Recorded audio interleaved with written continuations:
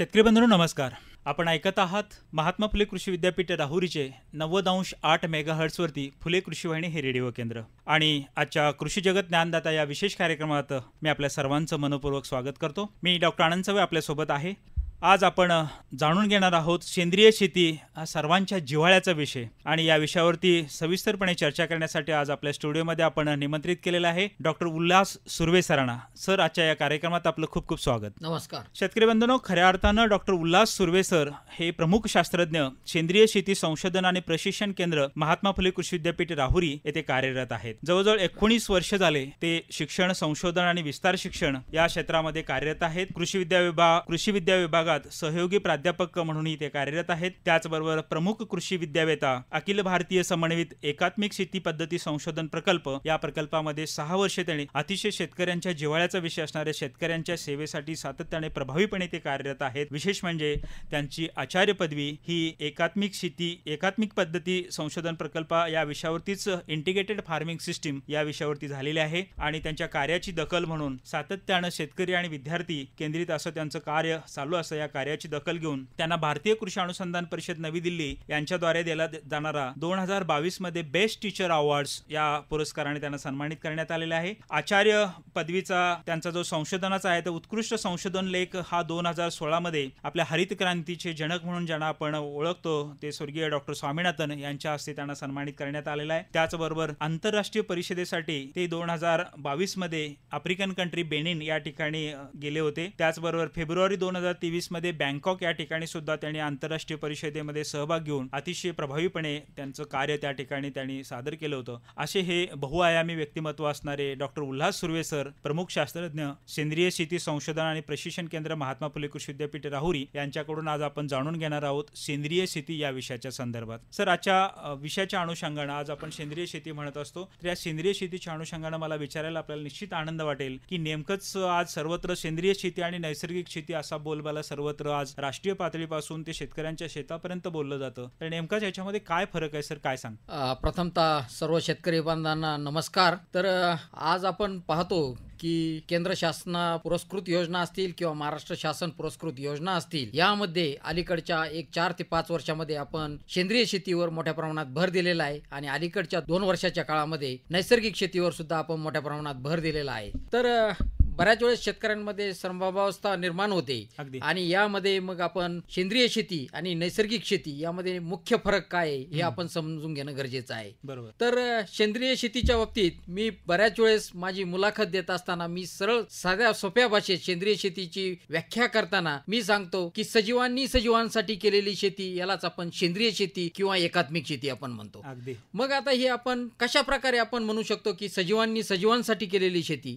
उदाहरण जर द्यायचं झालं तर समजा आपण शेत आहे, शेतामध्ये आपण एक पीक घेतलेलं आहे, समजा मक्यासारखं पीक घेतलेलं आहे, आणि मक्यापासून जो चारा मिळणार आहे तो चारा गायांसाठी जाणार आहे. म्हणजे गाय ही सजीव झाली, गायीसाठी चारा जाणार आहे. गायीपासून परत जे काही तुम्हाला शेण मिळणार आहे ते शेण परत तुमचं शेणखत म्हणून शेतात जाणार आहे. आणि ते शेण परत शेतात टाकल्यानंतर जमिनीमध्ये जीवाणूंची संख्या वाढणार आहे. आणि जीवाणूंची संख्या वाढली की जमिनीमध्ये जे काही अन्नद्रव्य आहेत, जे पिकांना उपलब्धता होत नाही ते उपलब्ध करून देण्याचं काम, त्याचं विघटन करण्याचं काम हे जीवाणू करणार आहेत. आणि ते जीवाणू परत जे काही ते पीक आपण दुसरं पीक घेणार आहे ते पीक त्या जमिनीतून अन्नद्रव्य घेणार आहे. असं एक प्रकारचं हे जीवनचक्र आहे. आणि म्हणून जसं त्याच्यातूनच अजून आहे की मक्याचं उदाहरण दिलं मी, पण मक्यापासून परत जे काही चारा मिळणार आहे किंवा कणीस मिळणार आहे, कंच दाणे मिळणार आहे, त्या दाण्यापासून परत तुम्ही कोंबडीसाठी खाद्य तयार करून ते कोंबडीसाठी उपयोगात येणार आहे. तर अशा प्रकारचं हे जीवनचक्र आहे, आपण समजून घेतलं पाहिजे. आणि म्हणून एकात्मिक शेती किंवा सेंद्रिय शेती ही याची व्याख्या करताना सजीवांनी सजीवांसाठी केलेली शेती यालाच आपण सेंद्रिय शेती असं समजतो.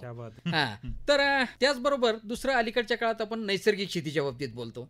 आता नैसर्गिक शेतीचा जर आपण विचार केला तर पूर्वी फुकुओका या शास्त्रज्ञांनी नैसर्गिक शेतीचा कन्सेप्ट आणला. बरोबर. आणि याच्यामध्ये नैसर्गिक शेती म्हणजे याच्यात आपण काहीच करायचं नाही थोडक्यात. जसं की शून्य मशागत शेती, काहीच आपण जमीन नांगरणी नाही करायची, विना मशागत शेती आपण त्याला तसं म्हणू, किंवा फुकुओकांनी जो वन स्ट्रॉ रिव्होल्युशन जे पुस्तक लिहिलं, अगदी एका काडीतून क्रांती, तर ते त्याच प्रकारे आहे की त्या पद्धतीनं जी शेती केली त्याला आपण नैसर्गिक शेती म्हणायचो. पण अलीकडच्या काळामध्ये जी आपण बघतो की पद्मश्री सुभाष पाळेकरांनी जी काही नैसर्गिक शेतीचं जो कन्सेप्ट आणलेला आहे आणि केंद्र शासन मोठ्या प्रमाणात त्याला व्याप्ती देत आहेत, अगदी. तर याच्यातून जी शेती आहे यातून त्यांनी जे काही हे 4 मुख्य गाडीला जसे 4 चाकं असतात त्याच धर्तीवरती त्यांनी ते 4 चाकांचा जो कन्सेप्ट आहे त्यामध्ये म्हणजे बीज प्रक्रिया करण्यासाठी बीजामृतचा वापर करणं, जमिनीत जीवाणूंची संख्या वाढवण्यासाठी जीवामृतचा वापर करणं, बरोबर वापसा कंडिशन, कारण आपण पहिल्यापासूनच सांगतोय, विद्यापीठाही पूर्वीपासून शास्त्रज्ञ सांगतायत की पीक हे कायम वापसा स्थितीत पाहिजे. म्हणून जसं आपण ठिबक सिंचनाद्वारे पिकाला पाणी देताना दिवसाआड पाणी द्यायला सांगतो,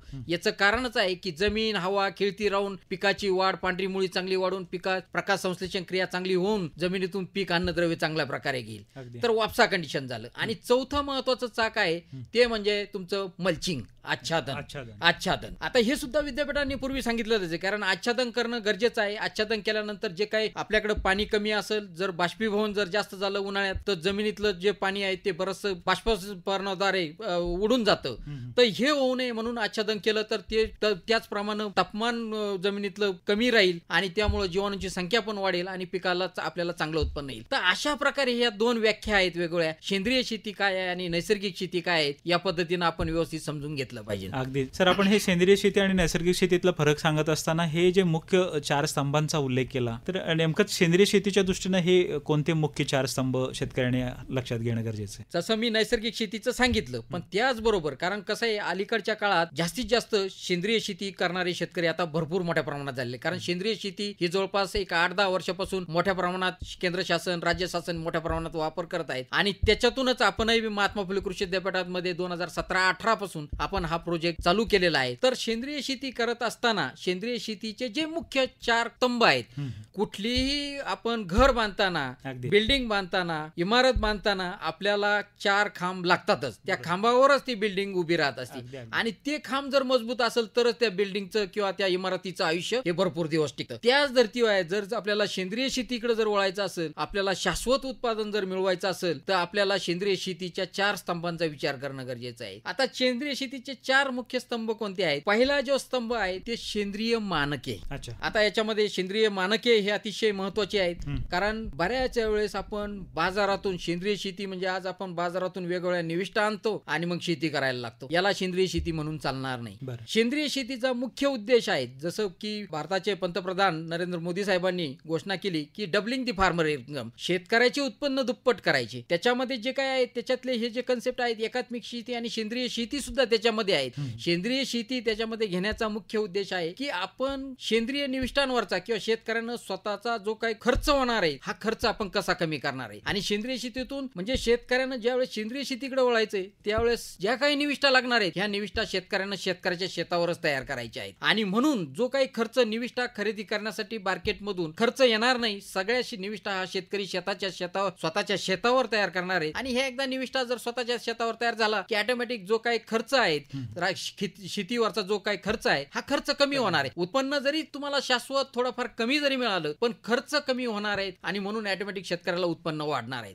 तर अशा प्रकारे आपण याच्यातून सेंद्रिय शेतीचे जे 4 स्तंभ आहेत त्यातला पहिला जो स्तंभ मी सांगितलं की सेंद्रिय मानके आहेत, त्याचे प्रत्येक मानके ठरलेले आहेत. कारण कसं आहे, बियाणं कुठलं वापरायचं, जीएम क्रॉप त्याच्यात चालत नाही. संकरित बियाणं तुम्ही काही प्रमाणात वापरू शकता, पण आपण मुख्यतः जे सरळ वाण आहेत किंवा देशी वाण आहेत याचं जास्तीत जास्त सेंद्रिय शेतीमध्ये वापर करायला पाहिजे. कारण ते रोग किडींना कमी बळी पडणार आहे. त्याच्यामध्ये जे काही न्यूट्रिशनल व्हॅल्यू जी म्हणतो ती जास्त प्रमाणात आहे आणि म्हणून आपल्याला शेतकऱ्याला किंवा जो खाणारा वर्ग आहे त्याला पौष्टिक गुणधर्म त्याच्यातून मिळतील असा त्याचा मुख्य उद्देश आहे. नंतर त्याच्यातून दुसरी गोष्ट आहे की त्याचा रूपांतरित कालावधी जो आहे, कारण सेंद्रिय शेतीकडे आजपर्यंत समजा मी रासायनिक शेती करतो आणि मला जर सेंद्रिय शेती किंवा नैसर्गिक शेतीकडे जर वळायचं असेल तर तुम्हाला जो काय त्या रासायनिक पासून तुम्हाला सेंद्रियकडे साठी तुम्हाला 3 वर्षाचा कालावधी लागतो. नंतर त्याच्यातले दुसरी गोष्ट आहे की एक समजा 2 भाऊ आहेत, शेजारचा भाऊ हा रासायनिक शेती करतो आणि मी समजा सेंद्रिय शेती करतो. मग त्याच्यामध्ये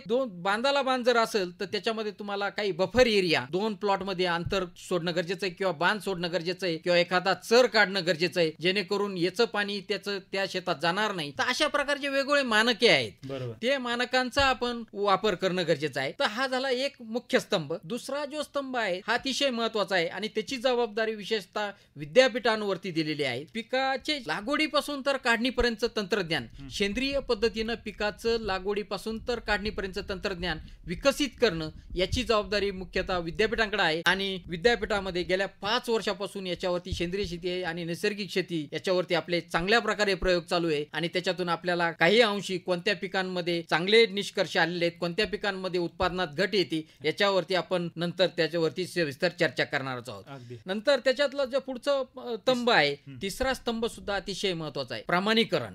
कारण आज सर्वसामान्य शेतकऱ्याला माहित नाही प्रमाणीकरण काय कसं करायचं. आता प्रमाणीकरण जर 2 माल ठेवलेले असेल, एक रासायनिक माल आहे आणि एक सेंद्रिय माल आहे, तर आपण तो ओळखू शकत नाही हा सेंद्रिय पद्धतीनं पिकवला आहे का रासायनिक पद्धतीनं. तर याला जर ओळखायचं असेल की जसं आपण गाडी चालवतो आणि गाडी चालवताना जर आरटीओ न तुमच्याकडे जर पुरावा मागितला तर आपण लायसन दाखवतो, त्याच पद्धतीनं ज्यावेळेस आपल्याला सेंद्रिय शेती करायची आहे तर सेंद्रिय शेती जर आपल्याला करायची असेल आणि ती जर आपल्याला मार्केटमध्ये जर विक्री करायची आहे त्याच्या मालाची, तर आपल्याला त्याचं प्रमाणीकरणाचं सर्टिफिकेट दाखवणं गरजेचं आहे. आणि ते सर्टिफिकेट दाखवल्यानंतरच आपला माल हा 100% प्रमाणित आहे किंवा नाही, हा सेंद्रिय पद्धतीनं पिकवलेला आहे किंवा नाही आपल्याला कळतं. जसं मी सांगितलं पहिलं वर्ष, दुसरं वर्ष, तिसरं वर्ष, 3 वर्ष रूपांतरित कालावधी लागतो. त्याचे वेगवेगळे सिम्बॉल आहेत. इंडिया ऑर्गॅनिक लोगो जो आहे, इंडिया ऑर्गॅनिक लोगो आपल्याला वापरायला परवानगी असते. नंतर FSSAI चं सर्टिफिकेट लागतं. अशा प्रकारे त्याचे बरेचसे नॉर्म्स आहेत. ज्यावेळेस आपण प्रमाणीकरण करतो त्यावेळेस आपल्याला त्याच्यातून ते पूर्ण कळलं जातं. तर तिसरा स्तंभ जो म्हणला तो मी प्रमाणीकरण आहे.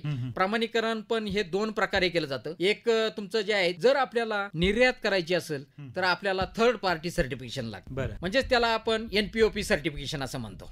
आणि दुसरं जे सर्टिफिकेशनचं पद्धत आहे, प्रकार आहे, तो म्हणजे PGS सर्टिफिकेशन आहे, पार्टिसिपेटरी गॅरंटी सिस्टीम आहे, सहभागिता प्रमाणीकरण यंत्रणा किंवा सर्टिफिकेट आपण प्रमाणीकरण केलेले आहे.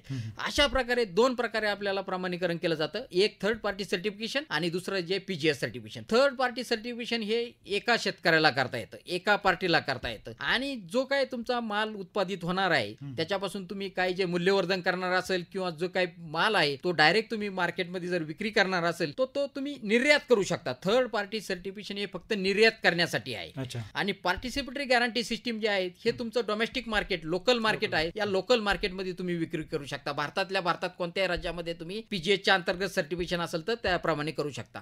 आता हे सर्टिफिकेशनची प्रोसिजर कशी आहे, ज्यावेळेस आपण वेबसाईटवर जातो, ॲपेडाच्या वेबसाईटवर जातो, जसं आपल्याला आंबा निर्यात करायचा आहे, मँगो नेट सारखं तिथे ऍप आहे, त्याचप्रमाणे वेबसाईट आहे, त्याचप्रमाणे ग्रेप नेट आहे द्राक्ष निर्यात करण्यासाठी. त्याच धर्तीवर जर आपल्याला सेंद्रिय माल जर निर्यात करायचा असेल तर तिथे ॲपेडाच्या वेबसाईटवर ट्रेस नेट नावाचं ऑप्शन आहे आणि त्या ट्रेस नेटच्या अंतर्गत आपण रजिस्ट्रेशन करू शकतो आणि त्याच्यामध्ये डिटेलमध्ये कुठले पिकं आहेत. कारण ऑल ओव्हर इंडिया, संपूर्ण भारतामध्ये हे सर्टिफिकेशन देणाऱ्या 33 यंत्रणा आहेत, एजन्सी आहेत, संस्था आहेत. तर ह्या ॲपेडाच्या अंतर्गत आहेत आणि या 33 संस्थेद्वारे आपण कुठलीही संस्था असली तर त्याच्याद्वारे आपण सर्टिफिकेशन करू शकतो. उदाहरण द्यायचं झालं तर पहिले 3 वर्ष महात्मा फुले कृषी विद्यापीठामध्ये आपण जे सेंद्रिय शेती प्रकल्प आहे 46 एकर क्षेत्र आहेत. या 46 एकर क्षेत्र हे आपण प्रमाणीकरण करून घेतलेले. पहिले 3 वर्ष हे आपण Karnataka state organic certification agency यांच्याकडून आपण ते 3 वर्ष प्रमाणीकरण केलं. 4थ्या वर्षी आपण हे राजस्थान ऑर्गॅनिक सर्टिफिकेशन एजन्सी यांच्याकडून प्रमाणीकरण केलेलं आहे. ह्या जसं बाकीच्या याच्यामध्ये ज्या 33 एजन्सी आहेत, 33 एजन्सी पैकी जवळपास 18 एजन्सी ह्या शासन पुरस्कृत आहेत, शासनाच्या योजना यंत्रणा आहेत. पण महाराष्ट्रामध्ये अजून अशा प्रकारची यंत्रणा नाही. पण त्याचं ऑलरेडी 2 वर्षापासून पाठपुरावा चालू आहे आणि त्याच धर्तीवरती महाराष्ट्रामध्ये मोका नावाची एजन्सी पुढे भविष्यात येते आहे. ऑलरेडी त्याचं सर्टिफिकेशन प्रमाणीकरण वगैरे सगळं झालेलं आहे आणि ते मोका म्हणजे महाराष्ट्र ऑर्गॅनिक सर्टिफिकेशन एजन्सी या नावानं आहे. तर ते महाबीजच्या अंतर्गत यंत्रणा राहणार. जे बीज प्रमाणीकरणाचं काम केलं जातं तीच यंत्रणा सेंद्रियची केली जाणार आहे. त्याच्यामध्ये फक्त 2 भाग केलेले आहेत आणि अशा प्रकारे भविष्यामध्ये हे जे प्रमाणीकरण आहे ही सुलभ प्रक्रिया भविष्यामध्ये होणार आहे. सर, आपण प्रमाणीकरणाविषयी बोलत होतो. मग सध्या जे शेतकरी सेंद्रिय शेती पद्धतीने करत असेल तर त्यांनी मग कुठे प्रमाणीकरण करणं अपेक्षित आहे? आता याच्यामध्ये लोकल मार्केटमध्ये सुद्धा म्हणजे महाराष्ट्र शासनाच्या म्हणा किंवा केंद्र शासनाच्या वेगवेगळ्या संस्था आहेत. आता समजा आता जसं मी सांगितलं की नैसर्गिक शेतीचं आता जे काही मिशन आलेलं आहे त्याच्या अंतर्गत सुद्धा ग्रीन सर्ट आहे, बायो सर्ट आहेत, अशा प्रकारे. आणि याच्यातून सांगण्याचा उद्देश आहे की याच्यावरती पण मी योजनेबद्दल पहिल्यांदा सांगतो आणि मग त्याच्यामध्ये हे प्रमाणीकरण शेतकऱ्यांनी कसं करायचं याच्यावरती पण मी सांगत आहे. तर नैसर्गिक शेतीच्या बाबतीत महाराष्ट्र शासन आणि केंद्र पुरस्कृत वेगवेगळ्या योजना आहेत. आता केंद्र पुरस्कृत कुठल्या कुठल्या योजना आहेत तर परंपरागत कृषी विकास योजना आहे, पिके विवाह योजना आहे, त्यालाच पिके विवाह योजना म्हणतो. जवळपास 250 कोटी 234 कोटी हे त्या परंपरागत कृषी विकास योजनेसाठी 100% केंद्र पुरस्कृत योजना आहे त्याच्यासाठी दिलेले आहेत पैसे. त्याचप्रमाणे दुसरी जी आहे राष्ट्रीय नैसर्गिक शेती मिशन केंद्र शासन पुरस्कृत योजना आहे, त्याला जवळपास 450 कोटी रुपये आहेत. आणि तिसरी जी योजना आहे लार्ज एरिया सर्टिफिकेशन आहे, म्हणजे मोठ्या क्षेत्राचं प्रमाणीकरण करणे, तर त्याला पण जवळपास 250 कोटी आहेत. म्हणजे 800-850 कोटी रुपये हे 100% केंद्र पुरस्कृत योजनेला आहेत. या 3 योजना मी सांगितल्या, पिके विवाह आहेत, लार्ज एरिया सर्टिफिकेशन आहेत,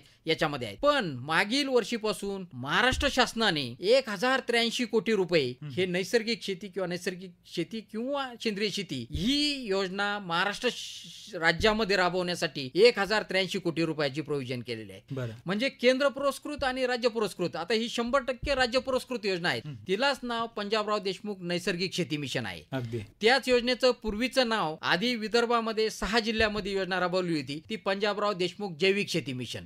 पण ते 6 जिल्ह्यांमध्ये राबवल्यानंतर महाराष्ट्र शासनानं ठरवलं की ही योजना पूर्ण 6 जिल्ह्यापुरतीच मर्यादित न राहता ही पूर्ण महाराष्ट्र राज्यामध्ये राबवण्यात यावी. त्यामुळे 100% राज्य पुरस्कृत ही योजना 1083 कोटी रुपये हे या योजनेसाठी आहेत. आणि म्हणून केंद्र शासित 850 कोटी रुपये आणि राज्य शासन पुरस्कृत 1083 कोटी रुपये असे जवळपास 2000 कोटी रुपये हे आपल्याला पुढील 3 वर्षांमध्ये ही सेंद्रिय शेतीचं क्षेत्र वाढवण्यासाठी आहे. आज मी तिला 12.5 लाख हेक्टर क्षेत्र हे सेंद्रिय शेती खाली आहे महाराष्ट्र राज्यात आणि 13 लाख हेक्टर क्षेत्र आपल्याला अजून पुढील 5 वर्षांमध्ये वाढवायचंय. अशा प्रकारे 25 लाख हेक्टर क्षेत्र हे आपल्याला पुढील 5 वर्षांमध्ये त्याकडे वळायचं आहे. आणि म्हणून अशा प्रकारे 2000 कोटीचं प्रोव्हिजन ही सेंद्रिय शेती शेतकऱ्यांचा कल वाढवण्यासाठी ही त्या योजना पुरस्कृत आहेत. सर, या योजनेमध्ये मग शेतकऱ्यांनी कोणते शेतकरी सहभाग होऊ शकतात?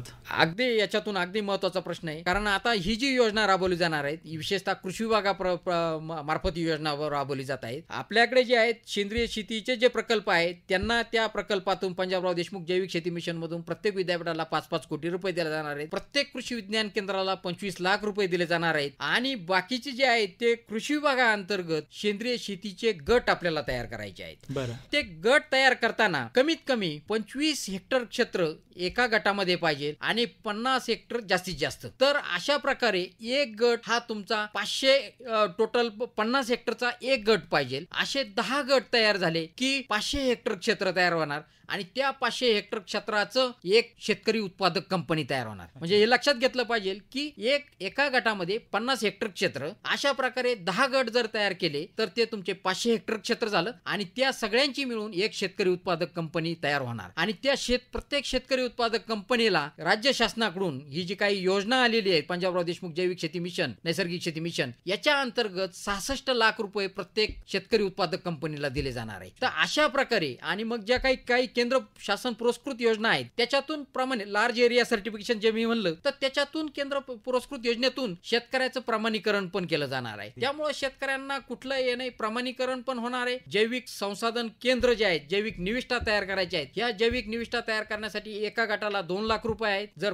शेतकरी उत्पादक कंपनी आहेत त्याला 5 लाख रुपये. अशा प्रकारे खूप काही योजना आहेत. आज मी त्याला कारण विद्यापीठ असतील किंवा कृषी विभाग आहेत याला थोड्या मर्यादा असल्यामुळं, पण हे जर आपण शेतकऱ्यांपर्यंत या माध्यमातून आपण वेगवेगळे माध्यम आहेत तर या फुले वाहिनीच्या माध्यमातून सुद्धा आपण शेतकऱ्यांना सांगू शकतो. आणि जर आपण आपले तालुका कृषी अधिकारी किंवा मंडळ कृषी अधिकारी किंवा जिल्हा कृषी अधीक्षक आत्मा डायरेक्टर आहेत, संचालक आत्मा, यांच्याकडेच ही पूर्ण यंत्रणा आहेत. यांना जर आपण संपर्क साधला आणि आपण जर शेतकरी गट जर तयार केले तर नक्कीच आपण याचा फायदा शेतकरी वर्ग घेऊ शकतो. निश्चित शेतकऱ्यांनो, 90.8 FM फुले कृषी वाहिनीच्या माध्यमातून आपण डॉक्टर उल्हास सुर्वे सरांना ऐकत आहात. त्यांनी ज्या सांगितलेल्या योजना आहेत, विशेषतः शेतकरी उत्पादक कंपनीचे जे सर्व सदस्य असतील तर निश्चितपणे आणि याचा आपला जरूर लाभ घ्यायचा आहे.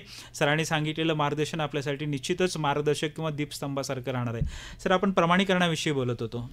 जसं की प्रमाणीकरणाचं मी सांगितलेलंच आहे की शेतकऱ्याचं प्रमाणीकरण ऑटोमॅटिक त्याच्यातूनच होणार आहे. ज्यावेळेस तुम्ही गट तयार करणार आहे तर प्रमाणीकरण हे 2 प्रकारे केलं जातं. जर आपल्याला एक्सपोर्ट करायचं असेल तर आपल्याला थर्ड पार्टी सर्टिफिकेशनलाच जायला लागतं, तृतीय योजना जी आहे त्याच्यातनं.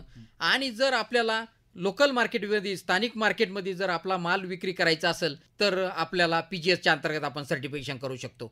पण आपल्याला सर्टिफिकेट असल्याशिवाय आपल्याला विक्री करता येत नाही, कारण त्याच्यामध्ये तशी पण प्रोव्हिजन आहेत. त्याचे पनिशमेंटचे जे आपण म्हणतो बऱ्याच क्रायटेरिया आहेत. त्यामुळं आपण पूर्ण माल बळच असा दुसरीकडचा माल आपण रासायनिक माल आणून विक्री करू शकत नाही. तर त्याच्यात सर्टिफिकेशन प्रमाणीकरण करताना सुद्धा तुमच्याकडं किती एकर क्षेत्र आहे आणि त्याच्यापासून किती माल तयार होणार आहेत असं टेंटेटिव्ह त्या फॉर्म आपण ऑनलाईन सबमिशन करतो त्याच्यामध्येच आहे.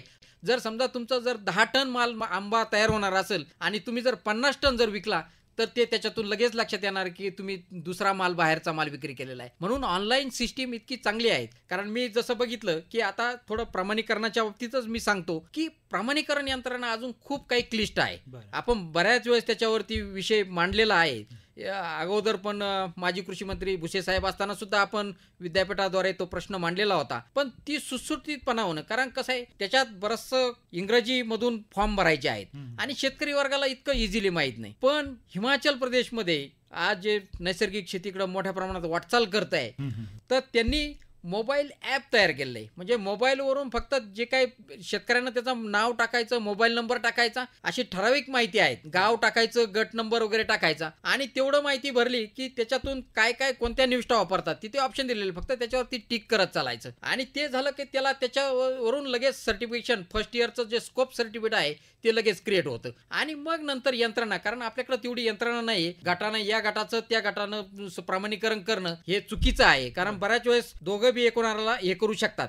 आणि म्हणून प्रमाणीकरण यंत्रणा जर आपल्याला अशा प्रकारे जर सक्षम करायची असेल तर आपल्याला अशा प्रकारचे मोबाईल ॲप वगैरे करून आणि जे काही कृषी पदवीधर आहेत, सुशिक्षित पदवीधर आहेत, त्यांना पण जर अशा प्रकारे याच्यातून जर काही जर संधी, एवढ्या मोठ्या प्रमाणात 2000 कोटीचा जर प्रोजेक्ट आपण राबवतो तर याच्यातून जर अशा तरुण वर्गाला जे बेरोजगार आहेत यांना जर आपण अशा प्रकारे याच्यातून संधी दिली तर त्यांचं पण चांगल्या प्रकारे कल्याण होऊ शकतं. अगदी अगदी सर, हे झाले 3 तुम्ही सांगितलेले 3 पिलर्स आपले झाले, स्तंभ झाले. चौथा पिलर्स सेंद्रिय शेतीचे जे 4 पिलर आहेत त्यातला मी पहिला सांगितला सेंद्रिय मानके, दुसरा जो सांगितला पिकाच्या लागवडीपासून तर काढणीपर्यंत तंत्रज्ञान, तिसरं जे आहे ते प्रमाणीकरण आहे आणि चौथा पिलर पण अतिशय महत्वाचा आहे. जसं प्रमाणीकरण महत्वाचं आहे त्याच पद्धतीनं मूल्यवर्धन किंवा आपण विपणन, मार्केट व्यवस्था जी म्हणतो ती महत्वाची आहे. कारण बऱ्याच वेळेस प्रश्न असा येतो की आपण पीक घेतो पण विकायला बऱ्याच वेळेस प्रॉब्लेम येतो आणि त्यातल्या त्यात सेंद्रिय माल तयार केला आणि तो विक्रीला बऱ्याच वेळेस प्रॉब्लेम येतो. कधी कधी असं होतं की ठीक आहे सेंद्रिय पद्धतीनं घेताना तुमचं 3-4 वर्षी उत्पादन कमी येईल, 15-20% उत्पादन कमी येईल. पण 15-20% उत्पादन कमी जरी आलं पण जर तुम्हाला 25-30% जर पैसे जर जादा मिळत असतील, त्या मालाला जर पैसे जर जादा मिळत असतील तर उत्पादनात जरी घट आली तरी काही प्रॉब्लेम येत नाही. तर अशा प्रकारे मूल्यवर्धन सुद्धा, म्हणजे मार्केटिंग व्यवस्था तर आहेच आहेत पण त्याचबरोबर आपण मूल्यवर्धनला सुद्धा जाणं गरजेचं आहे. ज्यावेळेस मार्केट नाहीये, कारण अशा प्रकारे आपण आता आज बघतो की मॉलमध्ये वगैरे मोठ्या प्रमाणात सेंद्रिय फळं, भाजीपाला विक्री केली जाते, पण ती तेवढी मॉल पुरती मर्यादित न राहता प्रत्येक ठिकाणी तालुका लेवलला किंवा काही खेडेगावांमध्ये सुद्धा अशा प्रकारचे सेंद्रिय माल विक्री केंद्र सुद्धा उभारले गेले पाहिजे आणि त्याच्यातून शेतकऱ्याला चांगल्या प्रकारे आर्थिक फायदा होईल. कारण आज काय होतंय, आज शेतकरी फक्त माल कुठेतरी मॉलला वगैरे देतो, खरा फायदा तो दुसरा व्यापारी मध्यस्थ जो आहे तो करतो आणि शेतकरी इथं 4 महिने 6 महिने करतो, त्याला 30 रुपये किलो मिळतो आणि तोच माल 1-2 दिवसात विक्री करणाऱ्याला तो 60-70 रुपये विक्री करतो.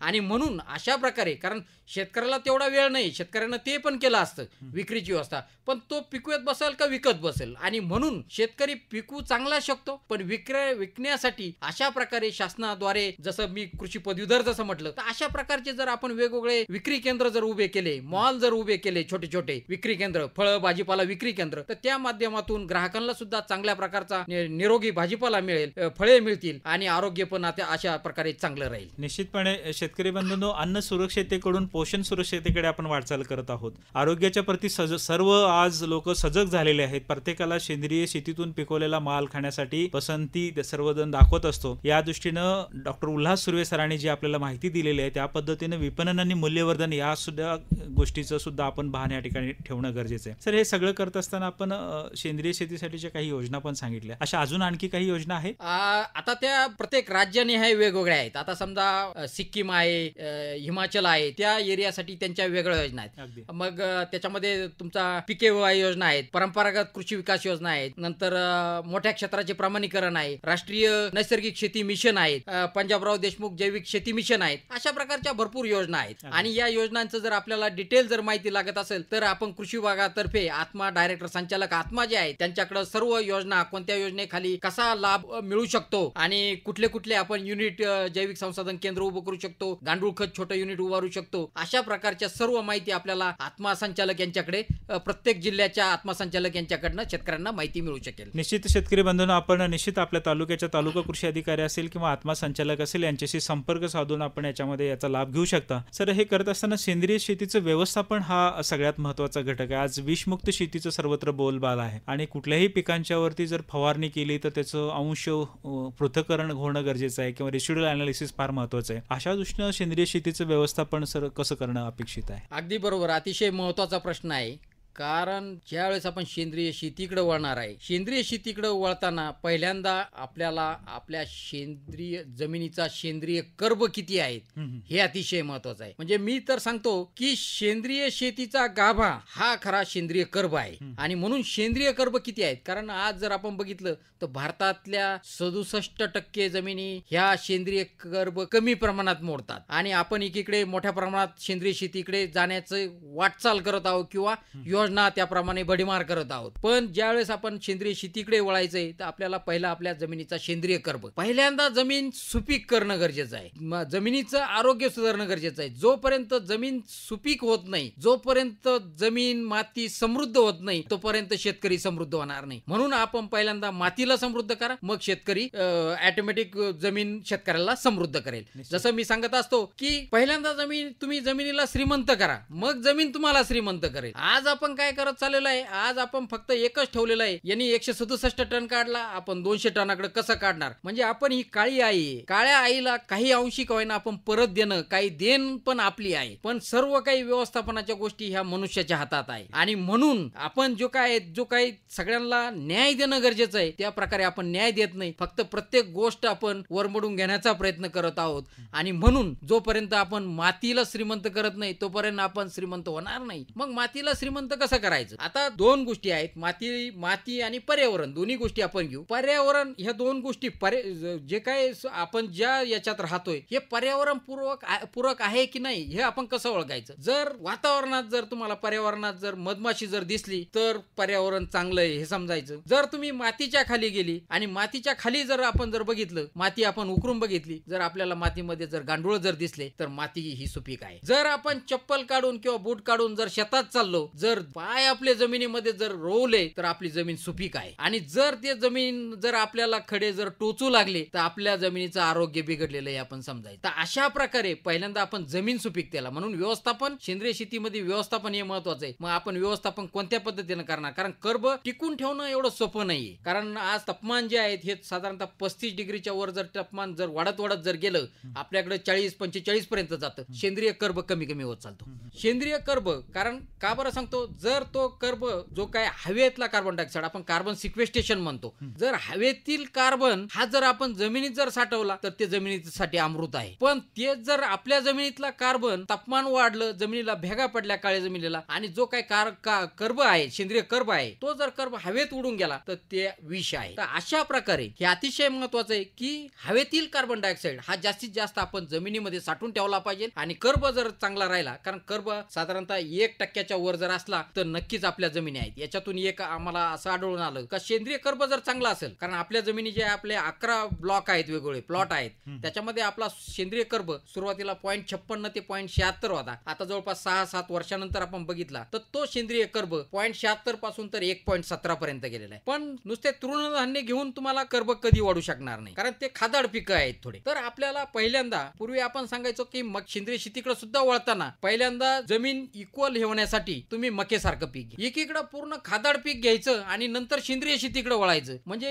एक खरीप खोबरं खाणारा पैलवान आहे आणि एक उपाशी आहे, दोघांमध्ये कुस्ती लावली तर ती कुस्ती साहजिकच टिकू शकणार नाही. तर पहिल्यांदा आपल्याला जमिनीला पैलवान करणं गरजेचं आहे आणि ते जर करायचं असेल तर मग तुमचे हिरवळीचे खत आहेत, शेणखत आहे, गांडूळ खत आहे, अशा प्रकारे आपण बायोडायनामिक फार्मिंग आहे, वेगवेगळे जीवाणू, द्रवरूप जीवाणू आहे, जीवाणू खत आहेत. अशा प्रकारे आपण जर वेगवेगळे जर सेंद्रिय पदार्थ जे काही तुमचे वेगवेगळे सेंद्रिय पदार्थ, पालापाचोळा आहे तो सुद्धा आपण परत जमिनीत गाडणं गरजेचं आहे. कारण जसं मी उदाहरण देतो की संवर्धित शेती असू किंवा सेंद्रिय शेती असू, मानवाचं जसं मी सांगितलं की समजा एक ज्वारी आहे, ज्वारीला एक कणीस आहे, मध्ये ताट आहे किंवा हिरवा चारा आहे आणि खाली मुळ आहे. वरचा भाग हे मनुष्यानं घ्यावा, 1/3 भाग हे मनुष्यानं त्याच्या वापरासाठी घ्यावा, मधला भाग आहे हा जनावरांसाठी द्यावा, पशु धनासाठी द्यावा आणि खालचा जो भाग आहे हा परत आपल्या भूमातेला, काळ्या आईला परत आपण देणं गरजेचं आहे. पण तसं आपण करत नाही. म्हणून व्यवस्थापन हे मानवाच्या हाती आहे आणि आपण मानवानं सुद्धा आपण प्रत्येक घटकाला हा इक्वल न्याय दिला पाहिजे, समान न्याय तत्व अंगीकरणं गरजेचं आहे. सर, आणि पीक संरक्षणाच्या बाबतीमध्ये हा सर्वात महत्वाचा मुद्दा सेंद्रिय शेतीमध्ये येतो,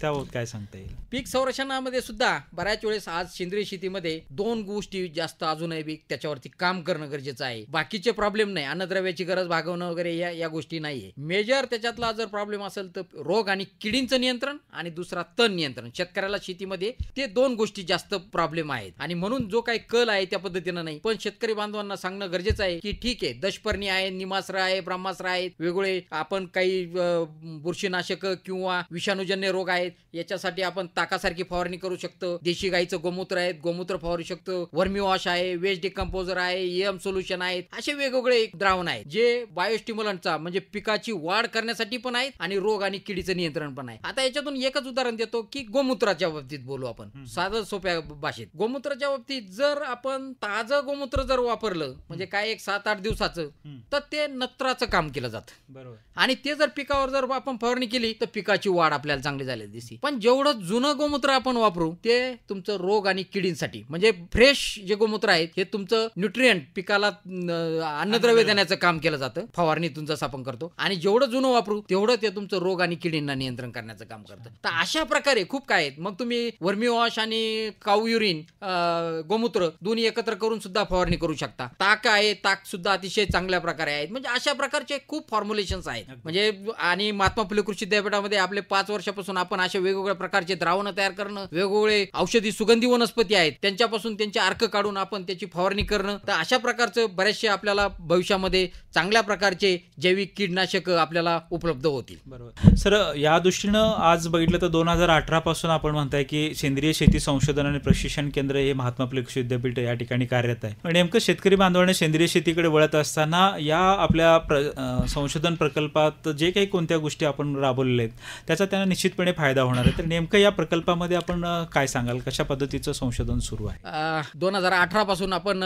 प्रकल्प सुरू केलेला आहे. 5 वर्ष पूर्ण झालेले आहेत आणि 5 वर्षापासून पूर्ण काही प्रयोग आपले नैसर्गिक शेतीवरती आहेत, काही प्रयोग आपले सेंद्रिय शेतीवरती आहेत. आणि मला पहिलाच प्रश्न पडायचा की सुरुवातीला मी पहिले 2 वर्ष ज्यावेळेस बीजोत्पादन घ्यायचो आणि एकच पीक घ्यायचो. म्हणजे आपण पूर्वी जे पारंपरिक आपल्याला वडिलोपार्जित लोक जे सांगत आलेले आहेत याच्यात पण आता सेंद्रिय शेतीकडे ज्यावेळेस कल आहे त्याच्यातून काही गोष्टी आपल्या पण लक्षात येत चाललेल्या आहेत. ज्यावेळेस मी एकच पीक घ्यायचो, समजा हरभऱ्यासारखं पीक घेतलं, दुसरं पीकच नाही आणि त्याच्यावरती जर घाटेआळीचा अटॅक आला तर कंट्रोल करणं मुश्किल व्हायचं. सोयाबीन सारखं पीक घेतलं तर व्हायचं. पण मी जसं त्याच्यामध्ये मला हे घुसत चाललो मी त्या संशोधनाच्या याच्यामध्ये, ज्यावेळेस मग मी पहिल्यांदा ठरवलं की आता देशी वाण वगैरे ठीक आहे पण सरळ वाण पण काही चांगल्या प्रकारचे आहेत. आता समजा हरभऱ्याचे काही वाण आहेत की विजय सारखा वाण आहे, अतिशय कमी पाणी लागणारा वाण आहे आणि खत वगैरे अतिशय कमी पाण्यात आणि कमी खर्चात येणारं पीक आहे. तर अशा प्रकारचे जे शेंगवर्गीय पीक आहेत, म्हणजे मी सुरुवातीला पण सांगितलं की जी काही संशोधन चालू आहेत, आता मी मकेसारखं पीक घेतलं, गव्हासारखं पीक घेतलं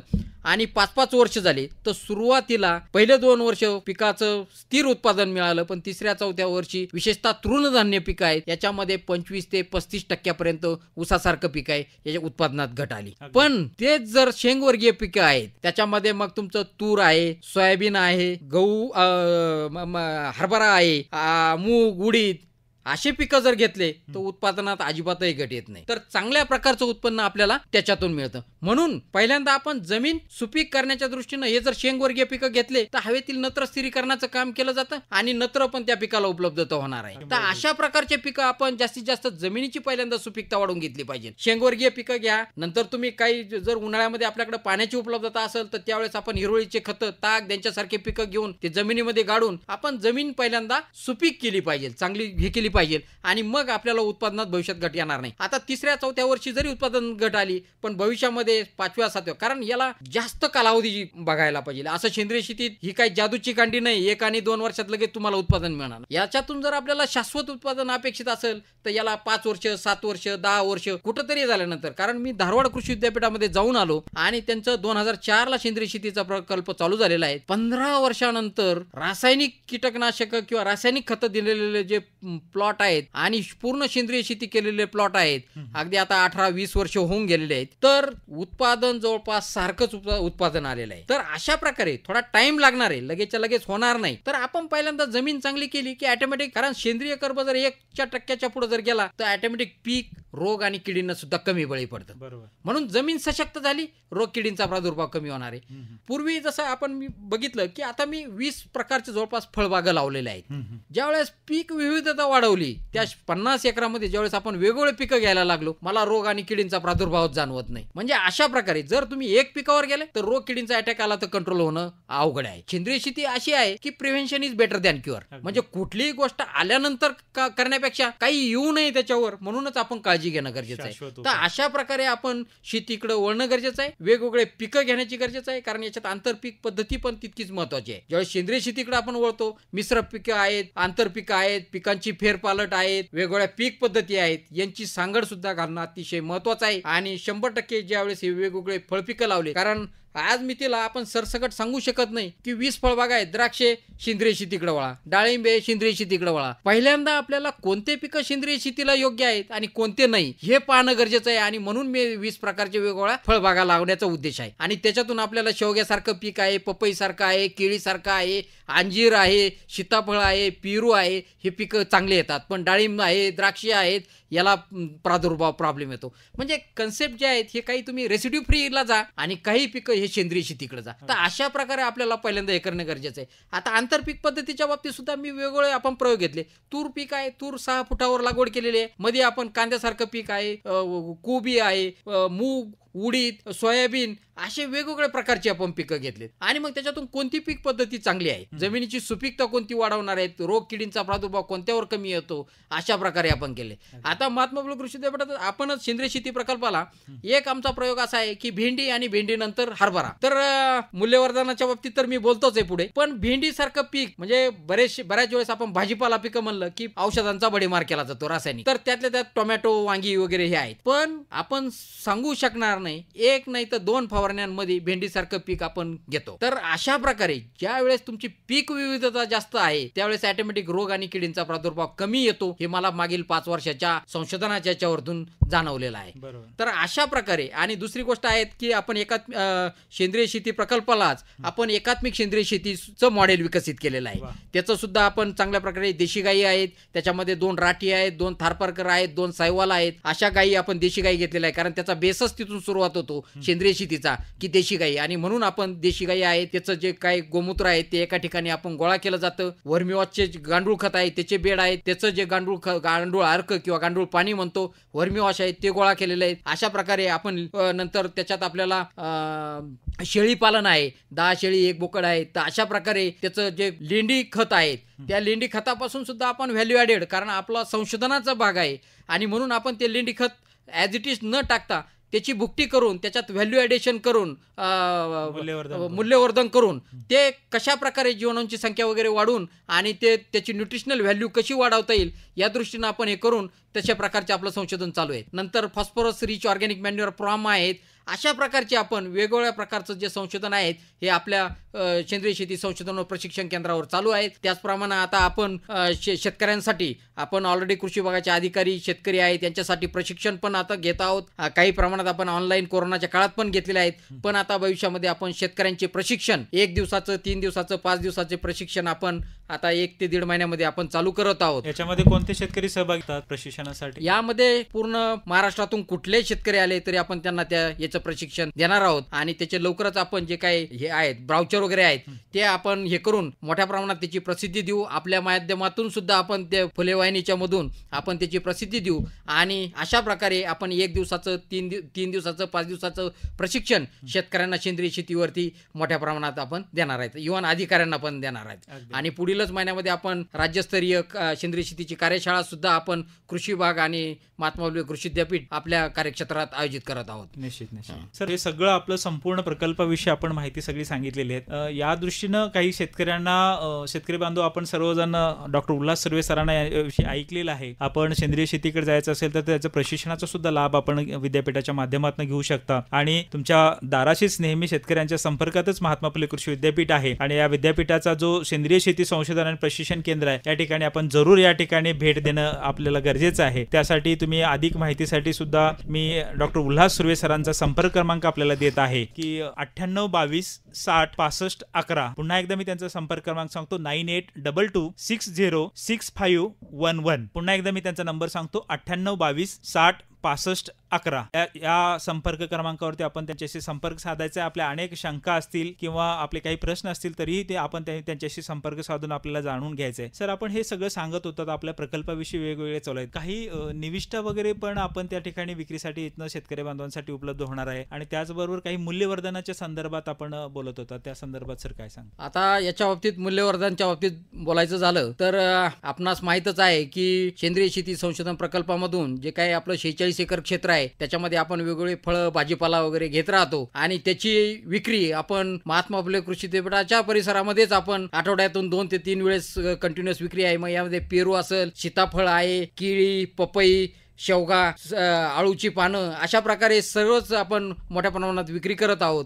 त्याचप्रमाणे आता आपण ऊसाची सुद्धा जी 15/012 वाण आहे जो रसवंतीसाठी प्रसिद्ध आहे तर त्याचं सुद्धा आपण येत्या जानेवारी पासून आपण मूल्यवर्धन म्हणून त्या ऊसापासून आपण ऊसा कारखान्याला न देता त्याचे आपण रसवंतीपासून कशा प्रकारे मूल्यवर्धन करता येईल या दृष्टीनं सुद्धा आपण नियोजन केलेलं आहे. त्याचप्रमाणे आपण वर्मी वॉश आहे, वेगवेगळे द्रावण आहेत, सेंद्रिय द्रावण आहेत ते पण आपण हे करतो, उत्पादित करतो. आणि दुसरी गोष्ट सांगायचं की मूल्यवर्धन हे तुमचं समजा दूध आहे, दुग्धजन्य पदार्थ आहे याचं मूल्यवर्धन तर सगळेजण करतातच. पण देशी गाईचं जे शेण आहे या शेणापासून आपण मूल्यवर्धन म्हणजे बऱ्याच वेळेस आपण म्हणतो काय कुठली गोष्ट आपण waste you convert the waste into best. तर त्या धर्तीवरती त्या वेस्ट टाकाऊपासून टिकाऊ तर त्या धर्तीवरती आपण जे काही शेण आहे त्या शेणापासून आपण महात्मा फुले कृषी विद्यापीठाच्या संशोधन केंद्रामध्ये आपण गौऱ्या बनवण्याचं काम केलं जातं, पंत्या बनवलेल्या जातात, धूप बनवली जाते. त्याचप्रमाणे कुंड्या, कारण आज प्लास्टिक आपण म्हणतो की जे पर्यावरणाला योग्य नाही आहे. बऱ्याच वेळेस रोपवाटिकेमध्ये रोप हे प्लास्टिकच्या पिशवीत बनवले जातात तर त्या याच्यात न बनवता आपण आंब्यासारखी पिकं आहेत किंवा वेगवेगळे रोप आहेत ते आपण कुंडीमध्ये कशा प्रकारे करू शकतो त्याच्यावरती सुद्धा आपण चांगल्या प्रकारचं मूल्यवर्धन शेणापासून बनवण्याचं काम चालू आहे. अगदी निश्चितपणे शेतकरी बंधूंनो, शाश्वत कृषी उत्पादनासाठी अन्न सुरक्षेबरोबरच पोषण सुरक्षा सुद्धा महत्वाची आहे आणि आपल्या सर्वांच्या आरोग्यासाठी कळीचा मुद्दा असणारी विषमुक्त शेती म्हणून सुद्धा सेंद्रिय शेती या विषयाकडे बघितलं जातं. आज डॉक्टर उल्हास सुर्वे, प्रमुख शास्त्रज्ञ, सेंद्रिय शेती संशोधन आणि प्रशिक्षण केंद्र, महात्मा फुले कृषी विद्यापीठ राहुरी हे 90.8 FM फुले कृषी वाहिनीच्या माध्यमातून आपल्या सर्वांना इत्यंभूत अशी सेंद्रिय शेतीविषयीची माहिती आज कृषी जगत ज्ञानदाता या कार्यक्रमात दिली. त्याबद्दल डॉक्टर सुर्वे सर, आपलं कृषी वाहिनी फुले कृषी वाहिनी 90.8 FM, सर्व शेतकरी बांधव आणि महात्मा फुले कृषी विद्यापीठापासून मनपूर्वक आभार आपले. धन्यवाद. शेतकरी बंधूंनो, आताच आपण सेंद्रिय शेती या विषयावर डॉक्टर उल्हास सुर्वे, प्रमुख शास्त्रज्ञ, सेंद्रिय शेती संशोधन आणि प्रशिक्षण केंद्र, महात्मा फुले कृषी विद्यापीठ राहुरी यांनी दिलेली माहिती आपण ऐकली. यासारखे दर्जेदार कार्यक्रम ऐकण्यासाठी कुठेही जाऊ नका, ऐकत रहा 90.8 FM फुले कृषी वाहिनी, कृषी संस्कारदायिनी फुले कृषी वाहिनी.